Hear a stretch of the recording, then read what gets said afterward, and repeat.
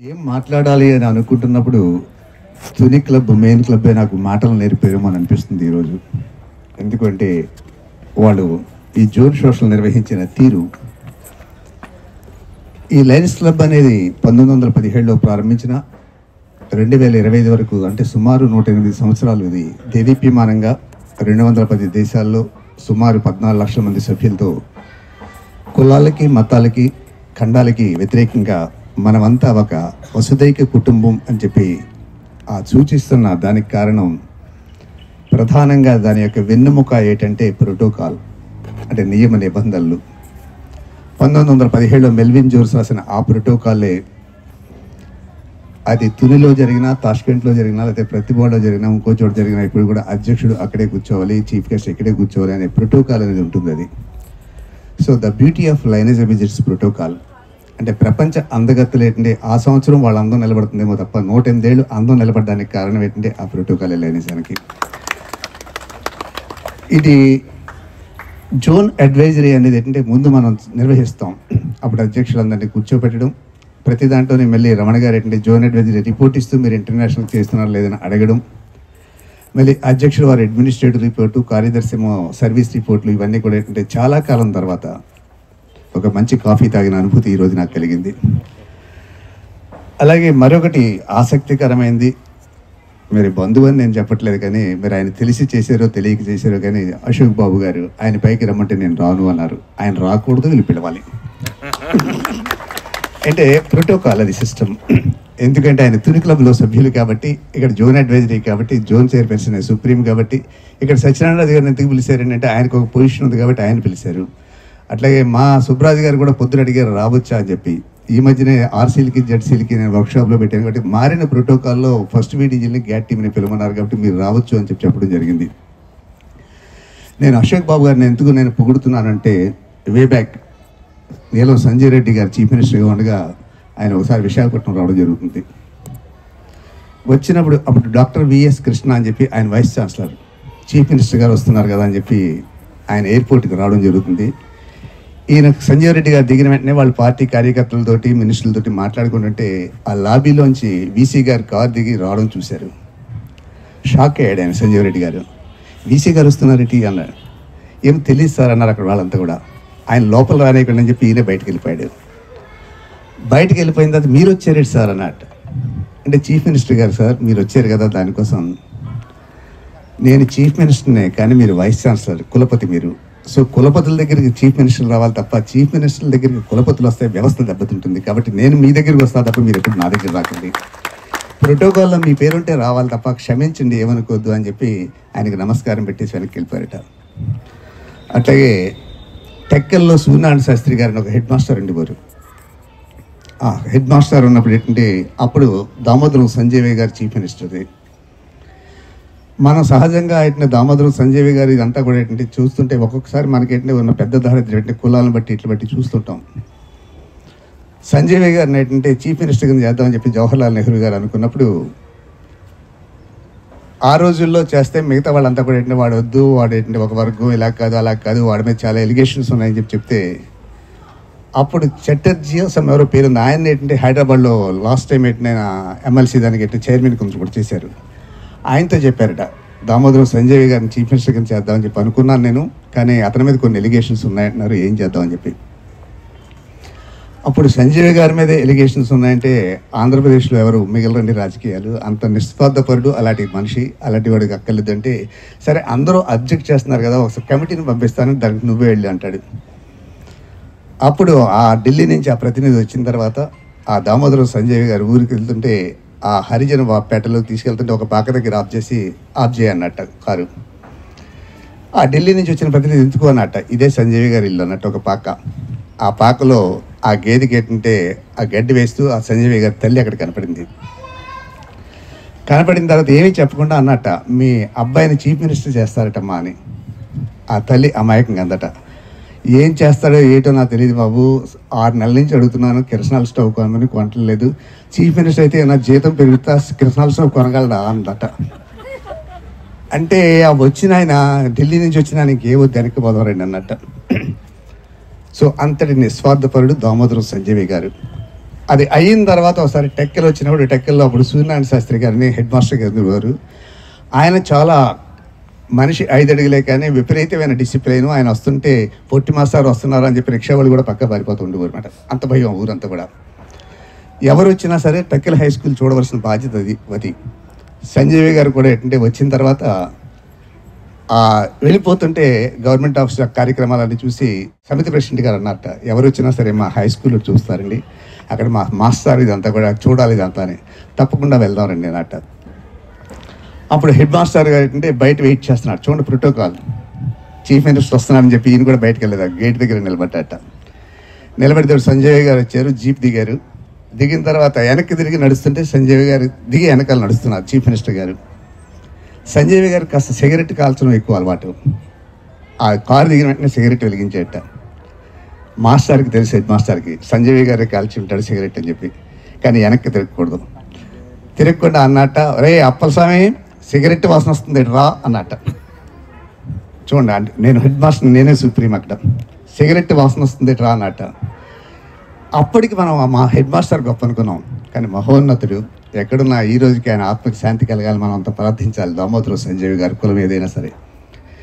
వెంటనే ఆయన సిగరెట్ కిందన పడేసి బూటుకాలతో నొక్కుతూ చీఫ్ మినిస్టర్ అన్న అహంభావంతో సిగరెట్ వెలిగించారు, మాస్టర్ నన్ను క్షమించండి అన్నాడట. అది సో ఎవరు గొప్ప అక్కడ. సో ప్రోటోకాల్ అంటే అలా ఉండాలి, అందుకనే లైనేజ్ ఇలా నిలబడింది. సో ఈ రోజున మనం అంతా కలిసాం కాబట్టి మరొక్కసారి ఈ లైనేజంలోనే కాదు, ఈ రోజున మామిడాకులు ఆరకుండానే విడాకులు తీసుకుంటున్నాం అంటే ప్రోటోకాల్ లేకపోవడమే.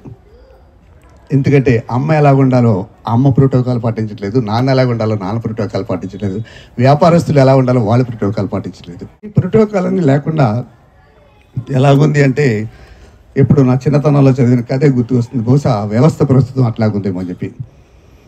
ఒక 5 స్నేహితులు ఒక అడవి గుండా ప్రయాణం చేస్తున్నారు. అందులో ఒకడు పుట్టి గుడ్డి, ఏమి కనపడు వాడికి. ఒకడికి 2 కాళ్ళు లేవు, ఒకడికి బ్రహ్మచెవుడు, ఒకడికి 2 చేతులు లేవు, ఒకడికి గోచి తప్ప ఇంకేమీ లేదు. అడవి గుండా ప్రయాణం చేస్తుంటే ప్రయాణం చేయాలి కాబట్టి గుడ్డివాడు భుజాల మీద 2 కాళ్ళు లేనివాడు ఎక్కాడు. ఆడి దారి చూపిస్తున్నాడు అనమాట. ఈ నడుస్తుంటే ఈ లోపల బ్రహ్మచెవుడు ఉన్నవాడు అన్నాడట, ఎక్కడో బందిపోట్లు వస్తున్నట్టుంది, సౌండ్ వినపడుతుందని చెప్పి. వెంటనే గుడ్డివాడు అన్నట్టు, అవును పైన కూర్చున్నాను కదా నాకు కూడా కనపడుతుంది, ధూళి లెగుస్తుంది అన్నాడట. వెంటనే కాళ్ళు లేనివాడు అన్నట్టు పరిగెడతాం వెంటనే 2 చేతులు లేనివాడు అన్నట్ట, పిరికి బందలారా పారిపోతారా, వస్తే వాళ్ళు మనం అదే ముష్టి గుద్దులు వాళ్ళని బయటకు తోసేయాలరా అన్నట్ట. గోసి తప్ప ఏమీ లేనివాడు అన్నట్ట. మీరు ఇలా వాగ్వాదాలు ఆడుతుంటే బందిపోట్లు వచ్చినా గోసి పట్టుకుపోతారేమో రా అన్నాడట. అంటే మన వ్యవస్థ అలాగుంది, ఎవరిది ఏంటో తెలియట్లేదు, ఏం చేస్తున్నామో తెలియట్లేదు, ఎవరికి లేని అన్నీ కూడా ఉన్నాయని చెప్పి అనుకుని అట్రిబ్యూట్ చేసుకుని మనం మాట్లాడుతున్నాం. మనలాగుంటే డెఫినెట్గా ఆనందంగా ఉంటుంది. ఆ మనలాగా ఉండడం కోసమే ఈ కార్తీక వనభోజనాలు అని చెప్పి మన పూర్వీకులు పెట్టారు. చూడండి ఎంత దూరదృష్టితో పెట్టారు అది. సో ఈ వనభోజనాలు పెట్టడంలో ఆంతర్యం ఇక్కడ రాజు పేద కులం ఏముండదు.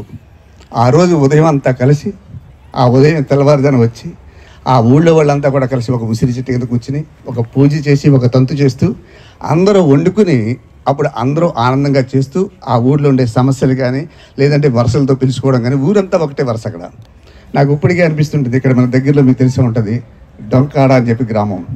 సో అక్కడికి వెళ్తుంటే మీకు జనవరి 26 ప్రతి వాళ్ళు చూస్తే ఊరది. సో ఆ ఊర్లో ఏంటంటే ఆ ఆప్యాయత, అన్నయ్య తమ్ముడు అని పిలుస్తుంటారు. అట్లాంటి కొన్ని గ్రామాలే మనకు ఉన్నాయి. సో ఆ విధంగా కావాలి అంటే మళ్ళీ కాస్త ఆధ్యాత్మికత కావాలి. ఆధ్యాత్మిక ఎందుకు కావాలంటే అక్కడ మళ్ళీ మతం కాదు, మతం వేరు ఆధ్యాత్మికత వేరు. మతం అనేది మనిషి సృష్టించుకున్నది, ఆధ్యాత్మిక అనేది అంటే మనం ఏంటో మనకు తెలియదు, ఎక్కడి నుంచి వచ్చేమో తెలియదు, ఎక్కడికి పోతామో తెలియదు. అదే చెప్తుంటారు, పుట్టుక మన చేతుల్లో ఉండదు, చావు మన చేతుల్లో ఉండదు. సో పుట్టుకకి చావుకి మధ్య ఉంటుంది జీవితం అంటుంటాం. ఆ జీవితాన్ని మనం ఎలా తీర్చిదిద్దుకుంటాం అనేది మన చేతుల్లో ఉంటుంది. కులాలు మతాలు కాకుండా ఎక్కడ ఏమున్నాయో మనం చూసి దాన్ని ఆస్వాదించుకుంటూ వికసించాలి. అదే లైనిజం నేర్పేది. ఈ లైనిజం సభ్యత్వం కూడా, ఎందుకంటే దానికోసమే మెంబర్స్ని ఎక్కువ తీసుకురావాలి. కానీ ఆ తీసుకొచ్చిన వ్యక్తిని చూసి మనం ఏంటంటే ఎంతో కొంత ఎలివేట్ అవ్వాలి తప్ప అలాంటి వాళ్ళు కూడా ఉన్నారా మన మెంబర్స్ అనుకుంటే ఇప్పుడు కూడా వెళ్ళి ప్రమాదం అవుతుంది. లైనిజంలో మనం ఎప్పుడు కూడా మనం ఆహ్వానిస్తాం తప్ప ఆ అప్లికేషన్ పెట్టుకుని నేను లైనిజంలో జాయిన్ అవుతానంటే మనం తీసుకురాం. ఎందుకంటే వాళ్ళ యొక్క క్లాసిఫికేషన్ చూడాలి, వాళ్ళ యొక్క గుణగణాలు చూడాలి, వాళ్ళ వల్ల వ్యవస్థ అభివృద్ధి చెందాలేదో చూడాలి. ఈరోజు ఎస్పెషల్లీ మహిళామూర్తులు ఎక్కువ వచ్చారు కాబట్టి మీరే ఎందుకు వచ్చారో నాకు తెలియదు, కానీ పనసకాయ దొరికినప్పుడు తద్దిన పెట్టేయాలంటారు. కాబట్టి ఎంతమంది మీరు వచ్చారు కాబట్టి ఈ రోజే కొన్ని మాటలు మనం మాట్లాడుకుందాం. ఎందుకంటే మగవాళ్ళం మేమేంటంటే ఏదో మా వ్యాపారాలు మా వృత్తులు మేమే చేస్తాం తప్ప సమాజాన్ని ఉద్ధరించేది భావతరాన్ని రూపుదిద్దేది మీరే. ఎందుకంటే ఒక అమ్మ సక్రమంగా అడుగులు వేస్తే ఆ సంతతంతా ఆ విధంగా ఉంటుంది. దానికోసమే 1897లో స్వామి వివేకానంద కూడా చెప్తుంటాడు, ఒక మగవాడికి విద్య అందిస్తే ఒక కుటుంబమే బాగుపడుతుంది, కానీ ఒక స్త్రీమూర్తికి విద్యను అందిస్తే మొత్తం సమాజం బాగుపడుతుంది అంటాడు ఆయన. సో సమాజం బాగుపడుతుంది అనుకున్నప్పుడు ఈరోజు సమాజం పాడవడానికి కారణం ఏంటంటే అమ్మలు కూడా మారిపోయారు. అంటే ప్రతి అడ్వర్టైజ్మెంట్లో చూడండి, ఇంకో చూడండి, అమ్మల్ని కూడా అర్ధనగ్నంగా చూపిస్తుంటే దాని వంకే అట్రాక్ట్గా చూస్తున్నాం. కానీ అట్లాంటిప్పుడు అమ్మలు ఎవరు మాకు 33% కావాలని ఏదో యుద్ధాలు చేస్తున్నారు తప్ప అలాంటి బ్యానర్స్ అలాంటి పోస్టర్స్ ఎందుకు పెట్టని చెప్పి ఏ మాతృమూర్తి కూడా ఉద్యమం చేయట్లా. సో ఆ విధంగా ఏంటంటే ఇందాక సుబ్బరాజు గారు చెప్పినట్లుగా అవగాహన కావాలంటే అమ్మలు కూడా ముందుకు రావాలి. వచ్చిన తర్వాత మీ యొక్క హక్కులు మీ యొక్క బాధ్యతలు మనం తెలుసుకోవాలి. మీ బాధ్యతలు సమాజాన్ని ఉద్ధరించక్కర్లేదు. మీ బాధ్యత ఒక మంచి అంకురాన్ని సమాజంలో వెళ్తే దాన్ని చూసి మిగతా సమాజం అంతా కూడా అభివృద్ధి చెందుతుంది. సో ఆ విధంగా చేయడానికి ఏంటంటే మనమంతా కొత్త కొత్త ఆలోచనలు చేయాలి. కొత్త కొత్త ఆలోచనలు చేయాలంటే సమాజాన్ని కూలంకషంగా చదువుతూ ఉండాలి. సో అదేవిధంగా సంపద సృష్టించే కంట సంపద ఇచ్చే కంట సంస్కారాన్ని మనం పిల్లలకి అందివ్వాలి. ఈ రోజుల్లో మనం చూడండి, చాలామంది కార్ యాక్సిడెంట్లు కానీ రకరకాల ప్రమాదాల్లో కానీ పోయి వాళ్ళు ఎవరు పోతున్నారంటే అంతా కూడా రింగ్ రోడ్లో చచ్చే వాళ్ళు అంతా కోటీశ్వరులు కొడుకులేసి వస్తున్నారు. ఎందుకంటే వాళ్ళకి సంపద ఇచ్చారు పిల్లలు, కానీ సంపదతో పాటు సంస్కారాన్ని కూడా ఇస్తే ఆ సంపదని ఏ విధంగా సద్వినియోగం చేయాలి, సంస్కారాన్ని ఏ విధంగా చేయాలని చెప్పి అక్కడ తెలుస్తుంటుంది అది. సో ముందు మీ అందరినీ నేను కోరేది ఏంటంటే మీ పిల్లలకి గుడ్ మార్నింగ్ గుడ్ ఆఫ్టర్నూన్ కాదు, నమస్కారం నేర్పండి. ముందు ఆ నమస్కారంతో సంస్కారానికి ఒక శ్రీకారం చుట్టండి. అదేవిధంగా వీలుంటే తుని సభ్యులంతా కూడా ఏంటంటే ఒక కొత్త వరవడికి సృష్టించండి. ఎవరు వచ్చిన నమస్కారం అని చెప్పి మీరు ఇంట్రడ్యూస్ చేశారనుకోండి, సత్యనారాయణ రాజు గారు వీళ్ళందరూ తుని క్లబ్ అని చెప్పడం కాదు, నమస్కారం క్లబ్ అని చెప్పి ఒక సంస్కారవంతమైన ఒక బీజానికి వస్తుంది. ఎందుకంటే ఈ తుని అనేది భౌగోళికంగా కూడా ఏంటంటే ఒక ఐలాండ్ లాంటిది, మనకి ఆ జిల్లాలకి ఈ జిల్లాలకి మధ్యలో ఉన్నది ఇది. సో మీ యొక్క లైటింగ్ ఏంటంటే ఇటు పడుతుంది అటు పడుతుంది కాబట్టి అది గడప మీద పెట్టిన దీపం లాంటిది, లోపల గదిలోకి వస్తుంది, బయట వరండాలోకి వస్తుంది. సో ఆ విధంగా తుని సభ్యులు ఏంటంటే మీరు సభ్యత్వం పెంచడమే కాకుండా ఇట్లాంటి కొన్ని కొత్త కొత్త వరవడులు తీసుకొచ్చి ఆల్రెడీ చేస్తున్నారు కాలేజీలోని అన్నీ కూడా. ఆ కళాశాలల్లో కూడా ఎస్పెషల్లీ 9th క్లాస్ నుంచి ఇంటర్మీడియట్ వరకు మోస్ట్ డేంజరస్ ఏజ్ అది మనకి. ఆ టైంలో పాపం బయలాజికల్ చేంజెస్ వల్ల ఏంటంటే పిల్లలకి ఏమీ తెలియదు. ఆ తెలియనితనంలో రకరకాల ప్రలోభాలకు పడిపోవచ్చు, రకరకాల ప్రాబ్లమ్స్ కూడా రావచ్చు. అవి మనం చూస్తున్నాం ఈ మధ్య కాలంలో కూడా. సో వాళ్ళని ఆ విధంగా వెళ్ళలేకుండా ఉండాలంటే సంస్కరించవలసిన బాధ్యత లయన్స్ క్లబ్స్ ఇంటర్నేషనల్ మీద ప్రధానంగా ఉంది. So more educative and more awareness క్యాంప్స్ని మనం చేస్తే ఈ రోజుల్లో మనకేంటంటే విజన్ కార్యక్రమాలు లేకపోతే ఇంకో కార్యక్రమాలు గవర్నమెంటే మనకు పోటీగా చేసేస్తుంది, చేయవలసిన పని లేకుండా పోతుంది. కానీ మనం చేయవలసింది ఏంటంటే ముందు సంస్కారాన్ని నేర్పాలి, బాధ్యతలు నేర్పాలి. అదేవిధంగా మరొకటి కూడా ఏంటంటే ఈరోజు నేను బాగా ఆనందించింది వందే మాత్రం పాటించడం. మరి ఆలోచన కూడా ఒక అద్భుతం. నిన్న మనకు తెలుసు కదా 7వ తారీఖునే మొత్తం మొదలుపెట్టాం. నవంబర్ 7, 2025 నుంచి నవంబర్ 7, 2026 వరకు ఆ వందే మాత్రం ఏంటంటే ప్రతిరోజు చేయించాలని చెప్పి ఆ వందే మాత్రం పాడేటప్పుడు కూడా లేచి నిలబడింది అని మనం చెప్పక్కల, ఆటోమేటిక్గా లేచిపోవాలి. మనం వందే మాత్రం పాడేటప్పుడు కూడా 66 సెకండ్లు మనం పాడాలి. అదే జాతీయ గీతం మనం పాడేటప్పుడు జనగణమన పాడేటప్పుడు 52 సెకండ్లు మనం పూర్తి చేయాలి. అంటే ఇవన్నీ కూడా ప్రోటోకాల్స్ ఆ విధంగా నిర్దేశించారు. మరి బంకిం చంద్ర చటర్జీ ఆయన గురించి కూడా ఈ సందర్భంగా చెప్పుకోవాలి. ఆ నవల్లో ఆయన ఏంటంటే వందే మాతరం గురించి సీరియల్ కింద రాయడం జరిగింది. అది జరిగిన తర్వాత దాన్ని ఒక పుస్తకం కింద కూడా రచించడం జరిగింది. అది ఆ రోజుల్లో స్వతంత్ర సంగ్రామం స్ఫూర్తికి వందే మాత్రం పాడుతుంటే విపరీతమైన ప్రేరణ వచ్చేది. దానికి కూడా ఆయనకి కలిగిన గాయమే. ఆయన ఒక రోజుని పల్లకీలో వస్తుంటే ఆ పల్లకీలో వస్తుండగా ఆ బ్రిటిష్ దొర ఏంటంటే ఆ పల్లకీని ఆఫ్ చేసి నల్లవాళ్ళు బానిసలు కూడా పల్లకి ఎక్కుతారా బయటకు దిగండి అని చెప్పి వాళ్ళందరినీ గదాయిస్తాడు. కానీ ఆ పల్లకీలో కూర్చుంది బంకిం చంద్ర చటర్జీ. ఆయన బయటకు వచ్చి నేను దీంట్లో కూర్చుంటా అంటాడు. నువ్వేంటి ఎవడైనా నాకు సంబంధం లేదు బయట దిగంటాడు. ఆయన జాగ్రత్తగా ఆలోచించుకుంటాడు. ఆయన ఆలోచించే చెప్తున్నాను, నల్లవాడికి పల్లకి ఎక్కే హక్కు లేదు అంటాడు ఆయన. మన దేశంలో ఉండి మన హక్కు లేదు అంటాడు ఆయన.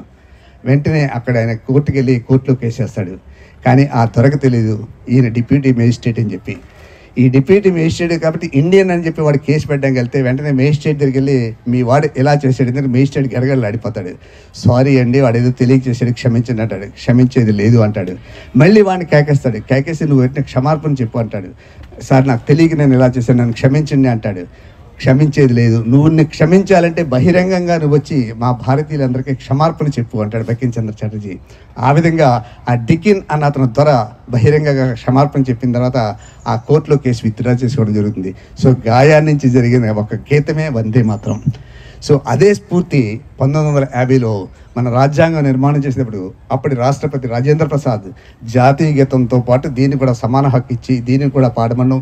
ఆ విధంగా ఏంటంటే మీ అందరినీ కోరేది, జనగణమన వందే మాత్రం వచ్చినప్పుడు బాత్రూంలో మనం కూర్చున్నప్పుడు కూడా ఒకవేళ బయట ఎక్కడన్నా అది వినబడితే లేచి నిలబడే సంస్కారాన్ని మనం అలవాటు చేసుకోవాలి. ఎందుకంటే ముందు దేశభక్తి కావాలి. దేశభక్తి వచ్చిందంటే మిగతా భక్తులు మనకు వస్తుంటాయి. అదే వివేకానందుడు 1897 చెప్పిన, లేదా త్రేతాయుగంలో శ్రీరామచంద్రుడు చెప్పిన జనని జన్మభూమి ఇచ్చాడడానికి కారణం ఏంటంటే అదే కారణం. మన భారతీయులకి ప్రత్యేకించి మన తెలుగు వాళ్ళకి మరీ దౌర్భాగ్యం, మన దేశాన్ని నిందించడం, అమెరికా ఏంటంటే పొగడడం అదే పెద్దదైపోయింది మనకి. సో అమెరికాని పొగిడి అక్కడికి వెళ్ళి అడ్డచాకరీలు చేస్తాం తప్ప అందులో సగం కూలీ పనులు ఇక్కడ చేసుకుంటే అంతకంటే రాయల్గా బతకవచ్చు అని చెప్పి మనం ఎప్పుడు కూడా ఆలోచించం. ఈ రోజున పాశ్చాత్య దేశాలన్నీ కూడా ఏంటంటే ప్రపంచ దేశాలు భారతదేశం అంక చూస్తున్నాయి. ఎందుకంటే ఇదే జోష్యం అప్పుడు స్వామి వివేకానంద 1897లో చెప్పాడు. ఇంటికి పూజా మందిరం ఎట్లాంటిదో ప్రపంచానికి భారతదేశం అట్లాంటిది. పూజా మందిరం లేని ఇల్లు ఏ విధంగా దుర్భరభ్యంగా ఉంటుందో అట్లాగే ప్రపంచంలో భారతదేశం అనేది లేకపోతే ప్రపంచం అంతా కూడా పతనం అయిపోతుంది. సో భారతదేశాన్ని రక్షించుకోవాల్సిన ఆ బాధ్యత ప్రపంచ దేశాలది అంటాడు. కానీ ప్రపంచ దేశాలన్నీ కూడా ఇప్పుడు భారతదేశం మీద కన్నెర్ర చేసి చూస్తున్నాయి, ఏదో విధంగా దీన్ని కొట్టాలి అని చెప్పి.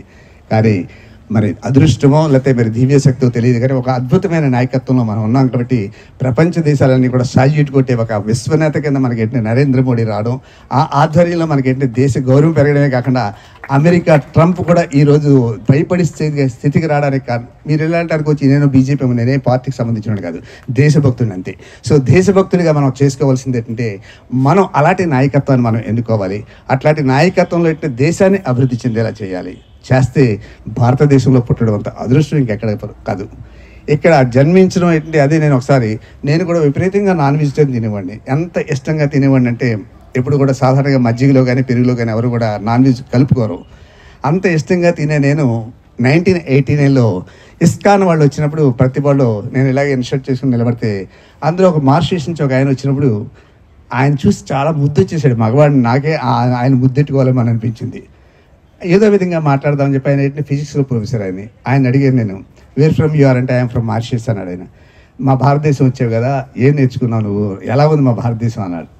వెంటనే నేను ఈ ప్రశ్న వేయడానికి నీకు సిగ్గేయట్లేదా అని అడిగాను. నాకు ఆ డౌట్ వచ్చింది, ప్రశ్న వేయడానికి సిగ్గేటి అన్నాడు. నువ్వు భారతదేశంలోనే పుట్టావు కదా అన్నాడు. పుట్టానండి అన్నాడు. దేశంలో పుట్టడం అనేది అంటే గొప్ప అదృష్టం. ఎందుకంటే ఒక రాముడు, కృష్ణుడు, బుద్ధుడు ఇట్లాంటి వాళ్ళంతా మీ పవిత్ర దేశంలోనే పుట్టారు.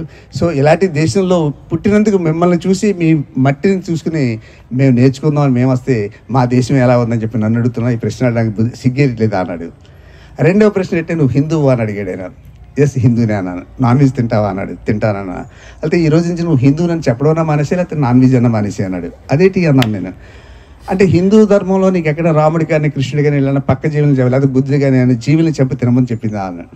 చెప్పలేదు అన్నాడు. కాబట్టి నువ్వు either you convert yourself or you say that you are a Hindu అని. అప్పుడు వాడు ప్రభుపాద అని చెప్పి వాళ్ళకి గురువు ఉంటాడు. ఆ విగ్రహం చూసి ఆ రోజు నేను డిసైడ్ అయ్యాను, ఎందుకంటే నా ధర్మాన్ని నేను రక్షించాలి కాబట్టి ఆ ధర్మబద్ధుడిగా ఉంటాను. ఈ రోజు నుంచి నేను నాన్ వెజ్ తిన్నాను. రకరకాల టెంప్టేషన్స్ రకరకాల ఎన్ని వచ్చినా సరే 89 నుంచి ఇప్పటి వరకు ఏంటంటే శుద్ధ సాత్విక ఆహారం తీసుకోవడానికి కారణం ఏంటంటే నా దేశం మీద ఉండే ప్రేమే. అంతే తప్ప మోక్షానికి వెళ్ళిపోతాను కదా, అది నేను నమ్మడం వెళ్ళి మోక్షం ఉందో లేదో మనకు తెలియదు, అంత మనకు క్రియేటెడ్ అది. సో ఆ సాత్విక భావం మనలో ఉంటే సాత్వికమైన మాటలు వస్తుంటాయి, సాత్వికమైన వాతావరణం ఉంటుంది. ఆ విధంగా ఏంటంటే ఒకరిని చూసి ఒకళ్ళు అదే చెప్తుంటాం. ఏదో ఈ మధ్యకాలంలో ప్రతి ఒక్కరు రింగ్టోన్ పెట్టుకుంటారు, అందరూ బాగుండాలి అందులో నేను ఉండాలి అని చెప్పి. అది ఎప్పుడు బాగోదు, ఎందుకంటే అందులో నువ్వు ఉన్నావు కదా. నువ్వు ముందు మారితే మిగతా వాళ్ళంతా బాగుంటారు. సో ఆ మార్పు రావాలంటే మనలో సాత్వికమైన ఆలోచన రావాలంటే సాత్వికమైన సత్పురుష సంఘం ఉండాలి. అలాగే సాత్వికమైన ఆహారం తీసుకోవాలి, మంచి మంచి ఆలోచనలు చేస్తూ ఉండాలి.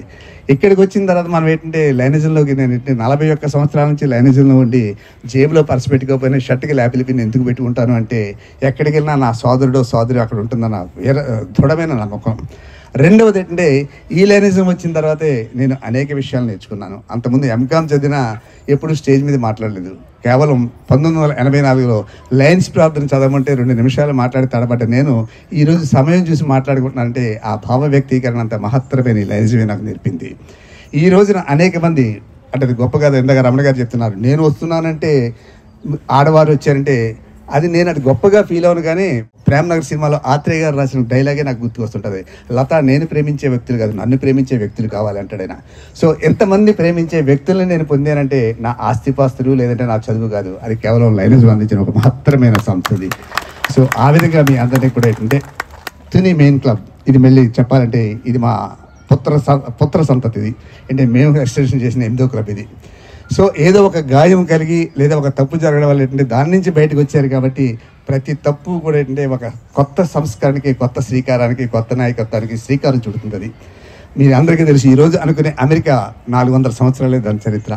1492లో కొలంబస్ ఆసియా ఖండానికి వద్దామని చెప్పి పొరపాటున వెళ్ళిపోయి ఆసియా ఖండం ఏమో అనుకున్నాడు. కానీ అది చూస్తే అమెరికా అనుకునే ఇప్పుడు ఖండం అది.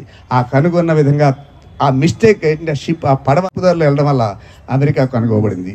అదేవిధంగా ఈరోజు మనందరికీ ప్రాణదాయమైన పెనిసిలిన్ అనేది బెంజమిన్ ఫ్రాంక్లిన్ కూడా కనుక్కోలేదు.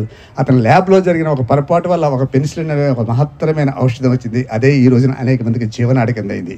సో అట్లాగే ఈ గతంలో జరిగిన ఒక తప్పు వల్ల ఒక మహత్తరమైన తుని మెయిన్ అనేది వచ్చింది. ఇది అనేక సంస్కరణలకు శ్రీకారం చుట్టబోతుంది ఇది.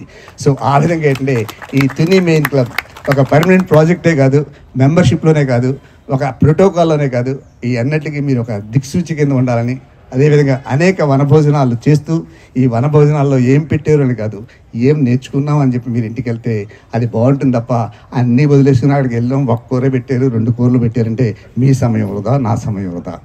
సో అక్కడికి వెళ్ళిన తర్వాత ఈరోజు నేను ఈ వికాసం పొందాను అనుకుంటే అది చాలా బాగుంటుంది. అదేవిధంగా ఆడవారికి కూడా ఏంటంటే ఈ మధ్యకాలంలో నేను బాగా చూస్తున్నాను, అది చీరలు కూడా తెగ మార్చేస్తున్నారు. ఏంటి మొన్న ఫంక్షన్కి వెళ్ళినప్పుడు ఇదే కట్టుకున్నాను, మళ్ళీ ఆవిడ చూస్తే మళ్ళీ ఏమనుకుంటుందేమో అని చెప్పి వాళ్ళ కోసం కట్టుకొద్దాం, మన కోసం మనం కట్టుకుందాం. సో ఆ విధంగా పక్క వాళ్ళ కోసం మనం బ్రతకొద్దు, మన కోసం మనం బ్రతుకుదాం. మన స్థాయి ఏంటో మనం చూసుకుందాం, మన పిల్లల్ని ఏ విధంగా తీసుకురావాలో మనం తీసుకుందాం.